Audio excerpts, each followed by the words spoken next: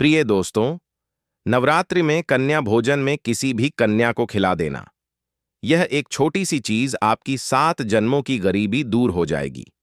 जितना पैसा चाहिए आपको उतना पैसा मिल जाएगा। माता रानी की ऐसी कृपा होगी कि जहां हाथ रख दोगे वहां से धन निकलने लगेगा। आपकी जिंदगी के सारे दुख हमेशा के लिए दूर हो जाएंगे। फिर चाहे घर परिवार की कोई परेशानी हो, या विवाह में कोई बाधा आ रही हो, या संतान होने में कोई दिक्कत आ रही हो, सारी परेशानी दूर होगी और आपकी हर मनोकामना पूर्ण होगी। बड़े से बड़े कर्ज से आपको मुक्ति मिल जाएगी। व्यापार और नौकरी ऐसी रफ्तार पकड़ेंगे कि बैठे बैठे ही आप लाखों रुपए कमाने लगेंगे, क्योंकि इस नवमी के दिन आपके जीवन में एक ऐसा बदलाव होने जा रहा है दोस्तों, जिसकी कल्पना आपने कभी सपने में भी नहीं करी होगी। लेकिन नवरात्रि का जो नवमी का दिन होता है, उसे हम दुर्गा नवमी कहते हैं और महानी भी कहा जाता है।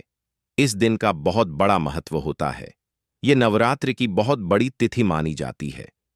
दोस्तों, जब माता दुर्गा के 9 रूप अपने चरम पर माने जाते हैं, यही वह दिन है जब मां दुर्गा ने महिषासुर जैसे राक्षस का वध करके संसार को धर्म और न्याय का मार्ग दिखाया था। और आज के ही दिन कन्या पूजन का भी विशेष महत्व होता है, क्योंकि 9 कन्याएं स्वयं 9 दुर्गा का स्वरूप मानी जाती हैं। कन्या पूजन करने से माता रानी का आशीर्वाद हमें मिलता है और माता रानी हमारे जीवन के हर संकट दूर कर देती है। चाहे गरीबी हो, कर्ज हो, बीमारी हो, या विवाह में रुकावट हो, या संतान होने में बाधा हो, या परिवार में क्लेश हो, सभी मिटा देती है। नवमी के दिन बस केवल आपको कन्या पूजन में, दोस्तों, किसी भी कन्या को केवल एक छोटी सी चीज जो मैं आज बताऊं वह खिला देना है। इसके बाद आप देखिए कि माता रानी का कितना शानदार आपको मिलेगा। दोस्तों, बिल्कुल ध्यान से सुनिएगा। मैं आज जो भी इस वीडियो में उपाय बताऊं, देखिए, आप सभी जानते हैं दोस्तों, कन्या पूजन को कंजक के नाम से भी जाना जाता है। दोस्तों, छोटी कन्याओं को देवी दुर्गा का स्वरूप मानकर उनकी पूजा की जाती है और उन्हें भोजन कराया जाता है। हमारे शास्त्रों में माना गया है कि कन्या पूजन के बिना 9 दिनों का व्रत अधूरा रहता है। तो दोस्तों, बिल्कुल ध्यान से सुनिएगा। मैं जो बातें बताऊं, देखिए, क्या आप में से सभी लोग कन्या पूजन के दिन हलवा बनाएंगे, पूरी बनाएंगे, काले चने भी बनाएंगे जो माता रानी का प्रसाद होगा। कुछ लोग खीर बनाएंगे और दोस्तों, ताजे फल और मिठाई भी अवश्य बनाएंगे और कन्याओं को खिलाएंगे। लेकिन इनके अलावा एक ऐसी चीज है जो कन्या को खिलानी है, और यह छोटी सी चीज है दोस्तों। और जब आप यह कन्या को खिलाएंगे तो माता रानी तुरंत आपके ऊपर अपनी कृपा बरसाएगी। माता माता लक्ष्मी दौड़ी चली आएगी आपके घर पर और हमेशा के लिए अपना स्थायी निवास बना लेगी आपके घर को। इसके बाद इतना पैसा आपके घर में आएगा कि आप संभाल भी नहीं पाएंगे। दोस्तों, लेकिन कुछ गलतियां भी आपको इस दिन नहीं करनी है। अगर आपने कुछ गलती कर दी या किसी कन्या को आपने दुख दे दिया, तो दोस्तों, आपके पूरे नवरात्रि के उपवास का फल विफल हो जाएगा। दोस्तों, माता रानी उल्टा आपसे गुस्सा भी हो जाएगी। आप सभी जानते हैं कि नवरात्रि के 9 दिन तक हमें तामसिक चीजों से दूर रहना चाहिए, जैसे कि प्याज, लहसुन, मांस, अंडा, बासी भोजन और बाजार की कुछ चीजें, खट्टी चीजें भी हो तो इन्हें हमें शामिल नहीं करना चाहिए। इनसे माता रानी निरुष्ट हो जाती है। यह चीजें तो आपको पता है। साथ ही कन्याओं को अपने घर से खाली हाथ भी नहीं जाने देना है। आपको यह भी पता होगा दोस्तों, कन्याओं को घर से विदा करने से पहले उनके पैर छूना है।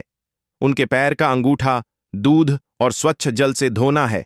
उनका आशीर्वाद लेना है। इसके बाद आप देवी दुर्गा का ध्यान करें और उनका ध्यान करते हुए ससम्मान पूर्वक कन्याओं को विदा करें। लेकिन हां, कन्याओं को विदा करते समय कुछ ना कुछ भेंट में जरूर दीजिएगा। आप चाहे तो कपड़े दे सकते हैं, आप चाहे तो कुछ धनराशि दे सकते हैं, दक्षिणा के रूप में आप चाहे तो कुछ प्रसादी दे सकते हैं, कुछ तोहफे में दे सकते हैं।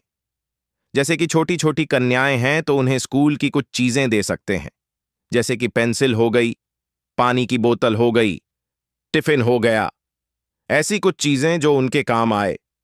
आप ऐसी भी चीजें दे सकते हैं। इससे माता रानी बहुत प्रसन्न होगी आपके ऊपर। अब जो मैं बताऊं उसे ध्यान से सुनिए, लेकिन उससे पहले आज की महत्वपूर्ण वीडियो को लाइक जरूर कर देना। मुझे पता है कि आप में से बहुत सारे लोग धन दौलत की समस्याओं से बहुत परेशान हैं। दिनरा आप मेहनत कर रहे हैं, लेकिन आपके हाथ खाली के खाली हैं। वहीं आपके अदाब पड़ोसी, आपके रिश्तेदार दिन प्रतिदिन तरक्की करते जा रहे हैं, लेकिन आपके पास जो था वह भी अब आपसे दूर जा चुका है। आपके अपनों ने भी आपसे आपकी खुशियां छीन ली हैं। अब दोस्तों, कई समय हो चुका है, आपके चेहरे पर खुशियां भी नहीं आई। घर परिवार की जिम्मेदारियां और ढोते ढोते आप दोस्तों खुद की भी खुशियां भूल चुके हैं। खुद के शौक मोग भी आप भूल चुके हैं।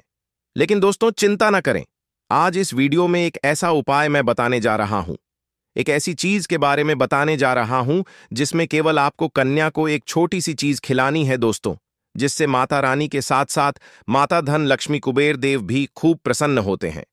दोस्तों, इस उपाय को पिछले साल कई लोगों ने किया और आज वे करोड़ों में खेल रहे हैं। दोस्तों, अगर यकीन नहीं होता तो मेरी पिछले साल की वीडियो में कमेंट बॉक्स पर जाइए और चेक करिए। आपको वहां पर सारे सबूत मिल जाएंगे। दोस्तों, अब मैं जो भी बताऊं उसे ध्यान से सुने और इस वीडियो को लाइक जरूर कर देना। बार बार आपसे विनती कर रहा हूं, इसलिए वीडियो को लाइक जरूर करें और कमेंट बॉक्स में 3 बार जय माता दी लिखें। माता दी जरूर लिखिएगा। जो भी व्यक्ति कमेंट बॉक्स में 3 बार जय माता दी लिखेगा, माता रानी अगले तो जाइए और लिख दीजिए 3 बार चाय माता दी। देखिए दोस्तों, 2 साल की कन्या, जी हां, 2 साल की कन्या को कहते हैं कुमारी। जी हां, 2 साल की छोटी सी कन्या को कहते हैं कुमारी। और माना जाता है कि 2 साल की कन्या की अगर आप नवमी के दिन पूजा करते हैं तो इससे माता रानी बहुत जल्दी और शीघ्र प्रसन्न होती है। 2 साल की कन्या का विशेष महत्व भी होता है। तो अगर आपके आसपास आपके रिश्तेदार के यहां या कहीं पड़ोसी के यहां कोई 2 साल की छोटी बच्ची है तो उसको घर पर बुलाइएगा। उसको खाने में जो पसंद हो खिलाइएगा। उसके चरण धोइए, उसके चरण को अच्छे से स्पर्श करिए और उसकी अच्छे से पूजा करिए और उसे बदले में कुछ ना कुछ अवश्य दीजिएगा। यकीन रख लीजिए, 2 साल की कन्या की जब आप पूजा करेंगे तो इससे आपके जीवन में जो धन दौलत की समस्या आ रही है, जो आप हर समय गरीबी कंगाली में जी रहे हैं, पिछले कई सालों से आपके जीवन में जो धन की कमी आप झेल रहे हैं, वह सारी धन की कमी दूर होगी। साथ ही दोस्तों, जितनी भी बाधाएं आपके व्यापार में आ रही हैं, नौकरी में आ रही हैं और आप आगे नहीं बढ़ पा रहे हैं, वह भी दूर होगी। 2 साल की कन्या का अवश्य रूप से पूजन करिएगा। अब अगली चीज दोस्तों, अगली कन्या है 3 साल की। जी हां दोस्तों, 3 से 4 साल की जो कन्या है उसे हम कहते हैं त्रिमूर्ति। जी हां, 3 साल की कन्या को कहते हैं त्रिमूर्ति और त्रिमूर्ति के पूजन से धन धान्य का आगमन होता है, परिवार का कल्याण होता है। दोस्तों, अगर आपके घर में, आपके परिवार में, भाइयों में या परिवार में बनती नहीं है, लड़ाइयां होती हैं, झगड़े होते हैं, साथ ही धन और ध्यों की अक्सर कमी रहती है, तो दोस्तों आपको 3 साल की कन्या का पूजन जरूर करना चाहिए।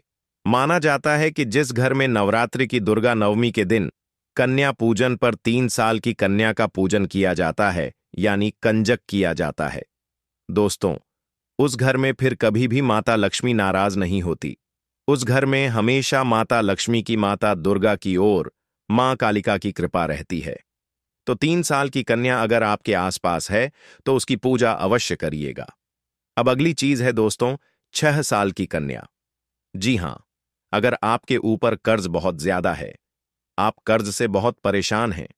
देखिए, कर्ज, सबसे पहले मैं आपको बता दूं कि हमारे ही कुछ पाप होते हैं, हमारे ही कुछ बुरे कर्म होते हैं, या फिर पिछले जन्म का कुछ भार हो तो उसी को हम ढो रहे होते हैं, उन्हीं पापों को हम भोग रहे होते हैं, तभी तो हमें कर्ज होता है। और वह कर्ज अगर सालों साल चलता जा रहा है, कर्ज उतर नहीं रहा है, चाहे लोन की किस्त हो, चाहे कर्ज किसी व्यक्ति का हो, अगर उतर नहीं रहा है, कर्ज से बहुत परेशान है, इतने परेशान हैं कि कभी कभी तो जीवन त्यागने की भी आपको इच्छा होने लगती है। आपको ऐसा लगता है कि मैं सब छोड़कर चला जाऊं। तो दोस्तों, केवल 6 साल की कन्या को इस नवरात्रि की 9 उम्मीद के दिन दोस्तों पूजा कर लीजिएगा। 6 साल की बच्ची को आप अपने घर पर आमंत्रित करिए, उसका अच्छे से पूजन करिए। और हां, 6 साल की कन्या कालिका का रूप होती है, इनकी पूजा से विद्या और राजयोग की प्राप्ति होती है। अगर आप चाहते हो आपके घर में हमेशा कर्ज से मुक्त रहे, किसी का भी RS1 ना देना पड़े, लोन से कर्ज से हमेशा दूरी रहे तो 6 साल की कन्या को बुलाइए और एक छोटा सा उपाय कर दीजिए। क्या करना है? उसे 6 साल की कन्या को रसगुल्ले का भोग अवश्य लगाइए। यानी कि रसगुल्ले ले आइएगा और उस 6 साल की कन्या को अवश्य रूप से खिलाइएगा। बाकी कन्याओं को भी खिलाइए, आपकी इच्छा, लेकिन उस 6 साल की कन्या को अच्छे से खिलाइएगा। जब उसका पूजन करें तब भी खिलाइएगा। दोस्तों, अपने हाथों से वह रसगुल्ला उस 6 साल की कन्या को खिला दीजिए। यकीन रख लीजिए दोस्तों, धन दौलत की भरमार रहेगी और कर्ज से हमेशा हमेशा के लिए मुक्ति मिल जाएगी। अब अगली चीज, 7 साल की कन्या। देखिए दोस्तों, 7 साल की कन्या को चंडिका माना जाता है और माना जाता है कि 7 साल की कन्या का जब आप पूजन करेंगे तो इससे आपको ईश्वर मिलेगा। अगर आपके जीवन में सुकून नहीं है, आए दिन चिंता तनाव रहता है, कभी किस चीज का दुख तो कभी किस चीज का दुख आ जाता है, रहता ही रहता है, तो दोस्तों आपको 7 साल की कन्या का पूजन करना है, उसे कन्या भोज करवाना है। इससे आपके जीवन में जो चिंता तनाव है वह दूर होंगे। जो रात्रि में आपको नींद नहीं आती है वह भी समस्या दूर होगी और रात्रि में नींद आना शुरू होगी। आपका दिमाग काम धंधा करने में अच्छा पीछे से लगेगा। आप अपने विचारों को अच्छा करेंगे। जहां आपके विचार दिन प्रतिदिन गलत होते जा रहे हैं, आप हर चीज के बारे में बुरा सोच रहे हैं, ये सारी चीजें दूर होगी। दोस्तों, आपके विचार अच्छे हो जाएंगे।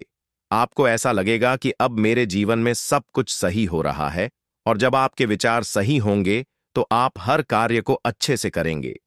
इसीलिए 7 साल की कन्या की पूजा जरूर करिएगा और 7 साल की कन्या को कुछ ना कुछ मिठाई जरूर खिलाइएगा। अब दोस्तों, 9 साल की कन्या। जी हां दोस्तों, 9 साल की कन्या को दुर्गा कहा गया है। इनकी पूजा से शत्रु और असाध्य कार्य भी सिद्ध हो जाते हैं। तो अगर दोस्तों आप दुश्मनों से परेशान हैं, अगर आप दोस्तों अपने जीवन में परंपराओं को त्यागना नहीं चाहते और दुश्मनों से छुटकारा पाना चाहते हैं, चाहे कोई व्यापार में आपका प्रतिद्वंदी है या कोई आपको हर समय परेशान कर रहा है, कभी किस चीज से तो कभी किस चीज से, कभी तंत्र मंत्रों से तो कभी आपकी बुराई से तो कभी कोर्ट कचहरी से, तो दोस्तों 9 साल की कन्या का विशेष पूजन करिए। इससे आपको शत्रु विजय और अस्कार्य भी सिद्ध हो जाएंगे। साथ ही 9 साल की कन्या का जब आप पूजन करें तो दोस्तों उस 9 साल की कन्या को आपको कुछ ना कुछ भेंट में अवश्य देना है। चाहे RS11 हो, चाहे अनौ हो, चाहे 200 हो, चाहे 50 हो, फर्क नहीं पड़ता, लेकिन कुछ ना कुछ भेंट में जरूर दीजिएगा। अब जो मैं बताऊं उसे ध्यान से सुनिए। मेरे द्वारा बताए हुए उपाय को बिल्कुल ध्यान से सुनिए। अगर आपको जीवन में खूब दौलत चाहिए, इतना धन चाहिए कि आप अपने हर शौक पूरे कर पाए, कभी भी सोचना ना पड़े कोई चीज खरीदने से पहले, तो दोस्तों इतना धन अगर चाहिए तो माता लक्ष्मी की कृपा होना जरूरी है। माता लक्ष्मी के साथ साथ धन के देवता कुबेर देव की कृपा भी होना जरूरी है। और कृपा तो हो जाएगी, लेकिन स्थायी कृपा होनी चाहिए। देखिए, धन 1 महीने कमा लिया, लेकिन आने वाले 3 महीनों तक धन बराबर नहीं कमा पाया, तो सब बराबर कोई मतलब नहीं रह गया। उसे 1 महीने ज्यादा कमाया ना कमाया, इसलिए जीवन में स्थायी धन का आगमन होता रहना चाहिए। यानी कि हर महीने अच्छा खासा धन आना चाहिए, कम ज्यादा नहीं होना चाहिए, उतार चढ़ाव नहीं होना चाहिए। तो अगर ऐसी कृपा पाना चाहते हैं तो नवरात्रि में जब आप कन्याओं का पूजन करें तो उन कन्याओं को लाल कलर का दुपट्टा जरूर भेंट में दीजिएगा। लाल कलर का दुपट्टा, आप चाहे तो चुनरी वाला, आप चाहे तो कैसा भी, लेकिन लाल कलर होना चाहिए। लाल कलर का दुपट्टा आप उन कन्याओं को विशेष रूप से भेंट में दीजिएगा और अच्छे वाले लाइएगा, ताकि वह सारी कन्याएं उस लाल कलर के दुपट्टे को पहने ओढ़े। इस बात का ध्यान रखें, तो अच्छा वाला होना चाहिए। तो दोस्तों इस बात का विशेष ध्यान रखिएगा। भक्तों, नवरात्रों में ज्वारे का क्या करें, अखंड ज्योत की बात का क्या करें, अखंड ज्योति में जो तेल होता है बच जाता है, उसका क्या करें, नवरात्र कब समाप्त होंगे और 2025 में कन्या पूजन कब करें, और हरे भरे जौ का क्या करें।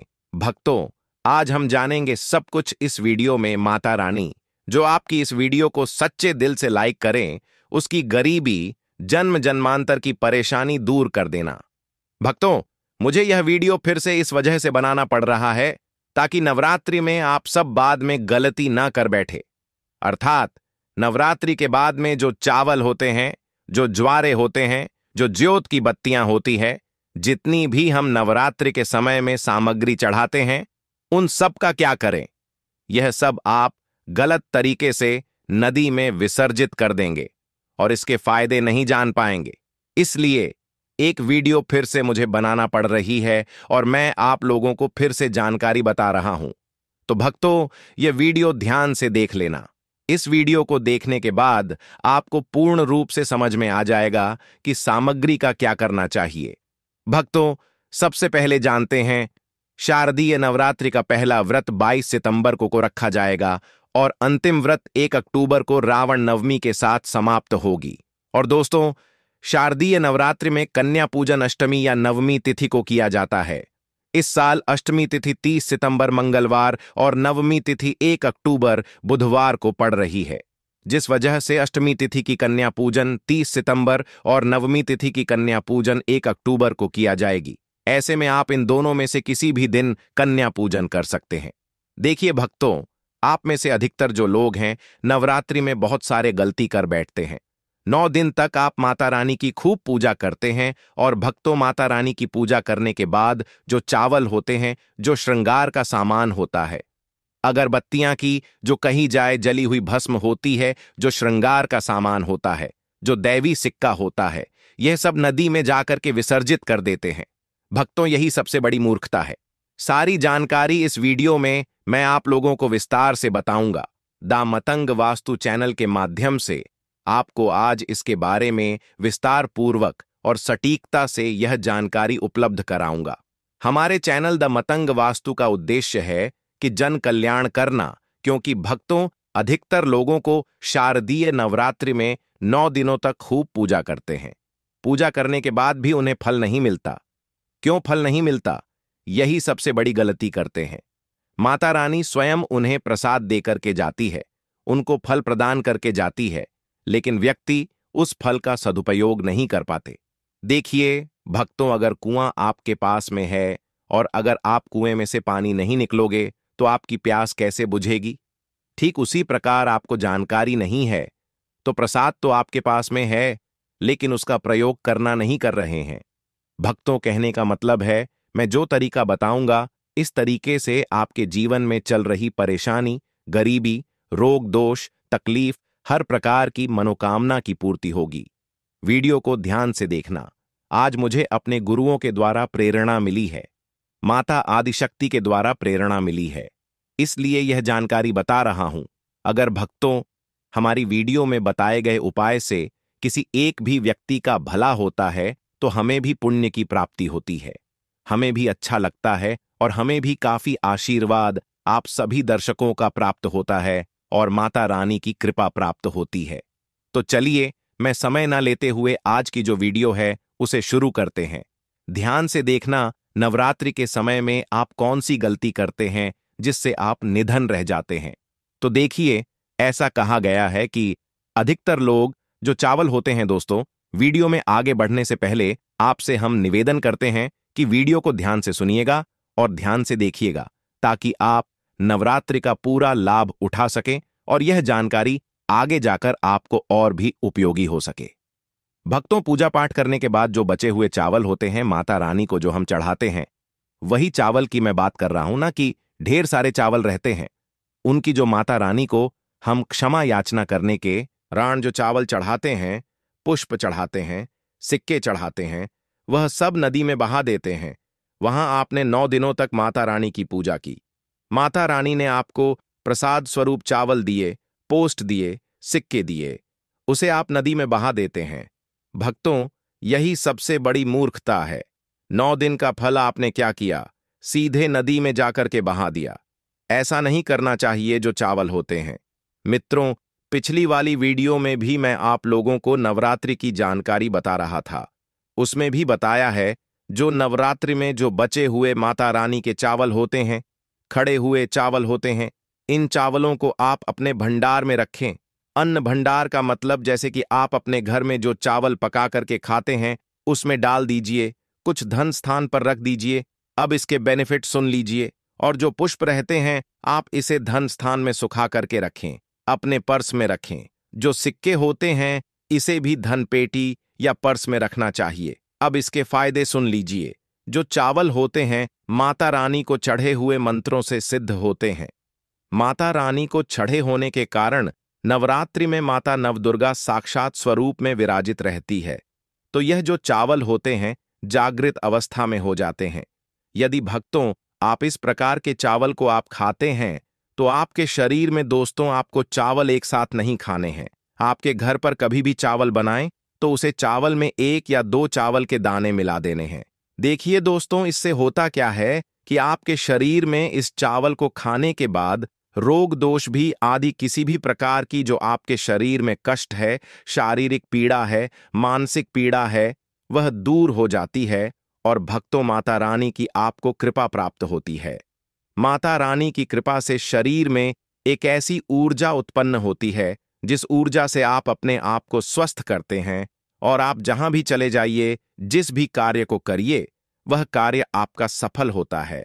और भक्तों आपको एक बात और बता दूं कि कभी भी इन चावलों को थोड़ा सा खाते हैं आपका पेट भर जाता है, यानी कि इसमें तृप्ति जल्दी मिलती है और आपके घर में कभी भी अन्न की कमी नहीं रहेगी। आप में से अधिकतर जो भक्त हैं माता रानी को श्रृंगार का सामान जरूर चढ़ाते हैं और श्रृंगार का सामान चढ़ाने के बाद इसे आप लोग नदी में बहा देते हैं या फिर अन्य को दे देते हैं। होंगे तो ऐसा आपको नहीं करना है। जो श्रृंगार का सामान आप चढ़ाते हैं माता रानी के लिए 9 दिन के बाद इस श्रृंगार के सामान को आपके घर की जो शादीशुदा महिलाएं हैं उन्हें देना चाहिए। इससे क्या बेनिफिट होता है? इससे अखंड सौभाग्य की प्राप्ति होती है। जब तक वह माता बहनें श्रृंगार करेंगे, जो भी माता रानी को चढ़ा हुआ आपने दिया श्रृंगार करेंगे, तब तक अगर साक्षात स्वयं काल भी उनके पास आ जाए उनके पति को ले जाने के लिए, मृत्यु के घाट उतारने के लिए, तो उनका बाल भी बांका नहीं कर पाएगा। इससे उसे स्त्री को अखंड सौभाग्यवती की प्राप्ति होती है। महिलाएं घर की साक्षात लक्ष्मी होती हैं। इसीलिए भक्तों विशेषकर ध्यान रखें कि जो बचा हुआ माता रानी को चढ़ाया गया श्रृंगार का सामान होता है माता बहनों को देना चाहिए। अब इधर मैं आप लोगों को बताना चाहूंगा, आप में से अधिकतर भक्त जो जोत का बचा हुआ तेल होता है इसे क्या करते हैं? नदी में विसर्जित कर देते हैं। सबसे बड़ी यही गलती है। जो जज्योत का बचा तेल होता है वह नवरात्रि में जो ज्योत आप लोग जलाते हैं तो क्या होता है, 9 दिन तक ज्योत जलने के कारण ज्योत में जो तेल बचा हुआ होता है जागृत अवस्था में होता है। और भक्तों जागृत चीज ही अपना पूर्ण से प्रभाव दिखाती है। आपने देखा होगा सभी मूर्तियों की पूजा नहीं होती। जब कुम्हार मूर्ति बनाता है या फिर पत्थर वाले जो कारीगर मूर्ति बनाते हैं तो उस मूर्ति की पूजा नहीं होती। उसी मूर्ति की पूजा होती है जिसकी प्राण प्रतिष्ठा हो। तो भक्तों कहने का मतलब है कि ज्योति का जो बचा हुआ तेल होता है जो जलने के कारण जागृत अवस्था में हो जाती है। तो अगर आपके हाथ पैरों में दर्द होता है, किसी ने आपके ऊपर काला जादू कर दिया, आपको शंका हो रही है, तो इस स्थिति में आप क्या करें? जो ज्योत का बचा हुआ तेल होता है आप अपने सिर में लगाइए। अपने शरीर में जहां दर्द होता है उन हिस्सों पर लगाइए। तो आप अपने जो शरीर के आपको 7 हिस्सों में लगाना होता है, तो शरीर पर कैसा भी तंत्र विकार लगा है, किसी ने काला जादू, भयंकर काला जादू कर दिया हो, तो यह माता रानी की साक्षात कृपा होती है। तत्काल देखना 5 मिनट में आराम मिलेगा। आज हमें हमारे गुरु के द्वारा इस वजह से प्रेरणा मिली कि यह जानकारी समाज में बताई जाए। इस जानकारी से आपका भला होगा। अब जो आपको किसी तांत्रिक या ऊंझा के पास जाने की जरूरत नहीं पड़ेगी। इनके चक्कर आपको लगाने की जरूरत नहीं है। आपको 1 साल के लिए जोत का बचा हुआ तेल बचा कर रखें। सिर होता है, सिर दर्द वाले हिस्से पर लगा सकते हैं। अगर किसी कारणवश कभी कभी ग्रह नक्षत्रों की पीड़ा के कारण सिर दर्द होता है तो वह सिर दर्द होना बंद हो जाता है। यानी कि जितनी भी ग्रह है, राहु है, केतु है, दुष्ट शक्तियों के द्वारा आपको सताया जा रहा है। 3-7 हिस्से में बस लगाना होता है। शरीर के 7 हिस्सों में लगा लीजिए। सिर, पैर, हाथ, कोहनी, या फिर आप अपने हृदय में लगा सकते हैं, कंठ में लगा सकते हैं। इस प्रकार से आपको 7 हिस्सों का चुनाव करना होता है। तो कैसी भी आपके जीवन में परेशानी हो, शरीर में शारीरिक पीड़ा हो, सारी पीड़ा दूर हो जाती है। भक्तों, चलिए मैं आप लोगों को बताना चाहूंगा, नवरात्रि में अगरबत्ती आप जलाते हैं या फिर आप गोबर के कंडे जलाते हैं या फिर आप माता रानी के लिए जो भी चीजों को जलाते हैं, तो भक्तों, भस्म का क्या करना चाहिए? जलाने के बाद जो अंतिम चीज होती है, वहां चीज भस्म होती है। दोस्तों, रही हो, और अगर समय रहते अपनी गलती को सुधारा नहीं, तो तुम्हारा पति कंगाल हो सकता है, तुम्हारे घर में अकाल मृत्यु तक हो सकती है, बच्चों के ऊपर भी संकट मंडरा सकता है। क्योंकि दोस्तों, हमारे धर्म, हमारे शास्त्रों में कपड़े धोने का एक निश्चित समय बताया गया है, एक निश्चित दिन भी बताया गया है। अगर नियम में रहकर इंसान अपने गंदे मैले कपड़े ना धोए, तो उसके जीवन में उसे कई का सामना करना पड़ता है। देखें दोस्तों, हम रोजाना स्वच्छ वस्त्र सुबह नहाकर पहनते हैं और फिर अपना दैनिक जीवन जीते हैं। कुछ लोग काम करने जाते हैं, शाम के समय वापस घर आते हैं और फिर सुबह उठकर अपने कपड़े उतार देते हैं और फिर महिलाएं वे कपड़े धोती हैं। लेकिन दोस्तों, जाने अनजाने में आप बहुत बड़ी गलती कर रही हैं, क्योंकि हमारे शास्त्रों में इसे पाप माना गया है। हमारे शास्त्रों में कपड़े धोने का एक निश्चित नियम बताया गया है। देखिए, जब इंसान कोई वस्त्र पहनता है, तो उसके शरीर का पसीना उस कपड़े में आ जाता है। उसके कपड़ों में दिन भर की उसकी शरीर की ऊर्जा समाहित हो जाती है। हम कई सारी जगह पर जाते हैं, कुछ जगह अच्छी होती है तो कुछ जगह बुरी होती है। कहीं की नकारात्मक ऊर्जा उस कपड़े में भी आ जाती है, कहीं का दुष्प्रभाव, कहीं का गलत ऑरा भी उस कपड़े में आ जाता है और फिर वह कपड़ा एक नकारात्मक शक्ति को अपने अंदर समा लेता है। इसलिए कुछ नियमों का बहुत ज्यादा ध्यान रखना चाहिए। आज हम उन सभी नियमों को आपको बताने वाले हैं, क्योंकि मुझे पता है कि आप में से अधिकतर महिलाएं यह गलती रोजाना करती हैं, जिसके परिणाम आपके जीवन में दोस्तों कंगाली के रूप में आ रहे हैं। आप या आपका पति दिन भर मेहनत भी क्यों न करे, उसे जीवन में तरक्की मिल ही नहीं सकती।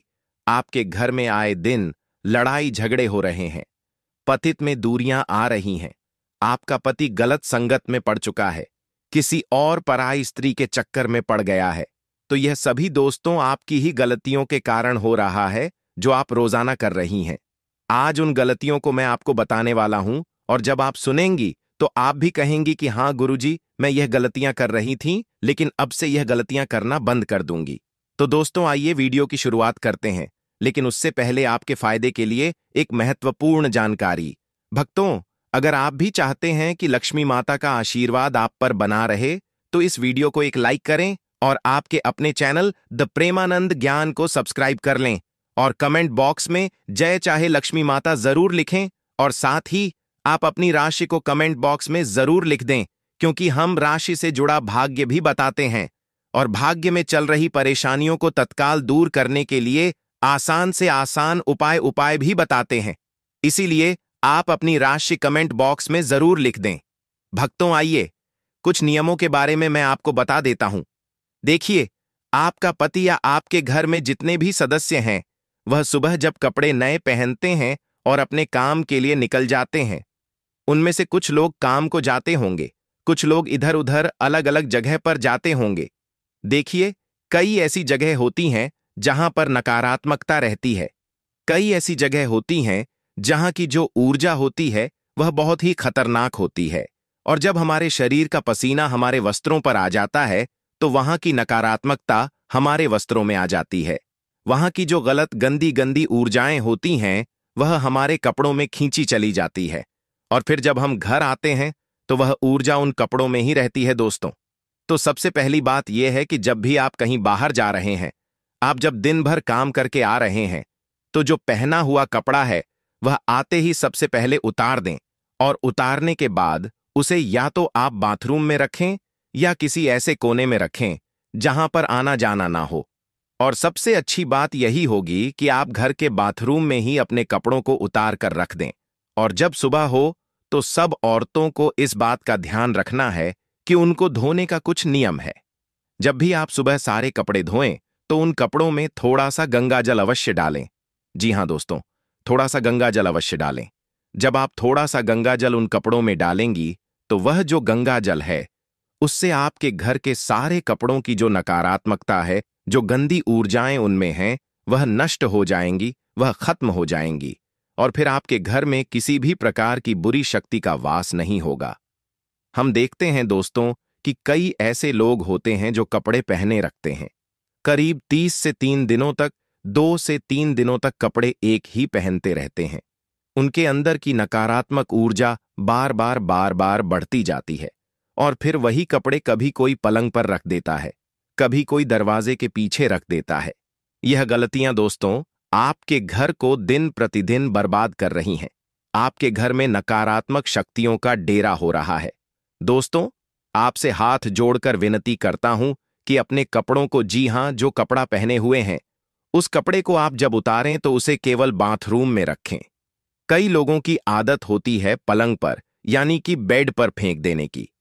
कई लोगों की आदत होती है दरवाजे के पीछे टांग देने की, और कई लोग बिना धुले कपड़े ही अपने अलमारी में रख देते हैं और सभी कपड़ों को नकारात्मकता से भर देते हैं। लेकिन ऐसा अब आप नहीं करेंगी, क्योंकि आपकी इन गलतियों से ही आपके घर में इतने बड़े संकट आ रहे हैं।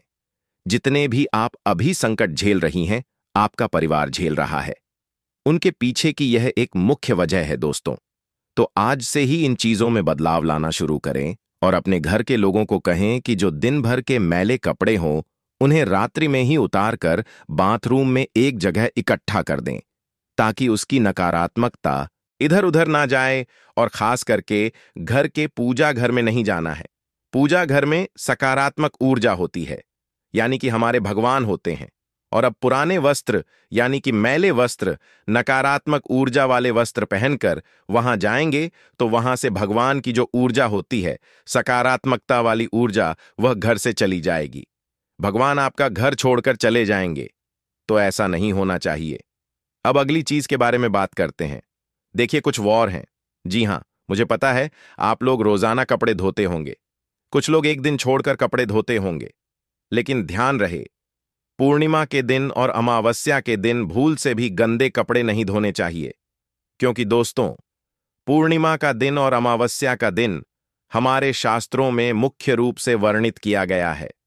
यह दिन दोस्तों ध्यान का होता है, दान पुण्य का होता है, तपस्या का होता है। विशेषकर दोस्तों, अमावस्या को पितरों का दिन भी माना जाता है। और इन दिनों में अगर आप गृह कार्य जैसे कि कपड़े धोती हैं दोस्तों, इससे आपके पितरों को भी कष्ट हो सकता है। इसीलिए अगर आपको कपड़े धोना है तो एक दिन पहले ही अच्छे से घर के कपड़े धो दें, क्योंकि अमावस्या के दिन घर के कपड़े नहीं धोने चाहिए, वरना इससे आपके पितरों को कष्ट पहुंचेगा और आपके जीवन में तरह तरह की समस्याएं आ सकती हैं। अब कई महिलाएं होती हैं जिनको सुबह समय नहीं मिलता है और वह शाम के समय कपड़े धोती हैं। कई महिलाएं होती हैं जो शाम को 30 बजे के बाद भी कपड़े धोती हैं। लेकिन दोस्तों, आपको सावधान हो जाना चाहिए। यह एक आप बहुत बड़ा पाप कर रही हैं। अगर आप यह कर रही हैं, शाम को 30 बजे के बाद भी अगर आप कपड़े धोती हैं या फिर कभी मजबूरी में धोती हैं, तो दोस्तों आपको सावधान हो जाना है, क्योंकि यह जो समय होता है, देवताओं के विश्राम का समय होता है। इस समय गंदगी को छूना भी पाप माना जाता है, या फिर गंदगी को साफ करना भी नकारात्मक ऊर्जा को आकर्षित करना माना जाता है। अगर आप शाम के समय गंदे मैले कपड़ों को धोएंगी, आपके घर में जितने भी देवी देवता हैं वह घर से चले जाएंगे, और जितनी भी नकारात्मकता है वह आपके घर में और आ जाएगी। फिर आपके घर में दोस्तों अकाल मृत्यु तक हो सकती है। व्यापार नौकरी में तो घाटा होगा ही होगा, कर्ज भी बढ़ेगा, बीमारियां भी आएंगी, और दोस्तों अजीब अजीब सी चीजें भी आपके घर में होने लगेंगी। साथ ही दोस्तों, अगर आप रविवार, मंगलवार और गुरुवार को कपड़े धोती हैं तो आपको यह 3 दिन अवॉइड करना चाहिए, क्योंकि रविवार सूर्य देवता का दिन है और शरीर को विश्राम देना चाहिए। और साथ ही रविवार के दिन आपको घर के कपड़े नहीं धोना चाहिए। अगर हो सके तो टालिएगा इसको। मंगलवार के दिन भी दोस्तों बचना चाहिए और गुरुवार के दिन भी बचना चाहिए। मंगलवार का दिन अग्नि कार्य और जल कार्य से बचना चाहिए। साथ ही गुरुवार का दिन बृहस्पति देवता का दिन होता है और यह दिन धार्मिक कार्यों के लिए होता है। इसलिए इस दिन घर के कपड़े नहीं धोना चाहिए। और आपको मैं बता दूं दोस्तों, रात को नकारात्मक ऊर्जा या फिर राहु केतु की छाया कपड़ों पर पड़ सकती है, जिससे मानसिक अशांति और धन की हानि भी हो सकती है। तो रात में कभी भी बिना धुले हुए कपड़े या फिर धुले हुए कपड़े बाहर नहीं रखने चाहिए। कई लोग होते हैं जो कपड़े धोकर बाहर सुखा देते हैं, लेकिन शाम को 30 बजे से पहले ही सूखे हुए कपड़े घर में वापस ले आइए। ए रात्रि में घर की छत पर या बाहर धुले हुए कपड़े ना रहे, इस बात का ध्यान रखिए। वरना अगर घर की छत पर पूरी रात कपड़ा रह गया तो फिर वह कपड़ा कभी मत पहनना। अगर पहनना है तो उस पर धूप का जल डालना, उस पर थोड़ा सा कपूर का धुआं करना, फिर उसे पहनना। वरना उसकी नकारात्मकता जो रात भर में केतु की नजरें हैं उसमें आ जाती है, और फिर जब आप वह पहन लेंगे तो फिर आपका दोस्तों बहुत बुरा हाल हो सकता है।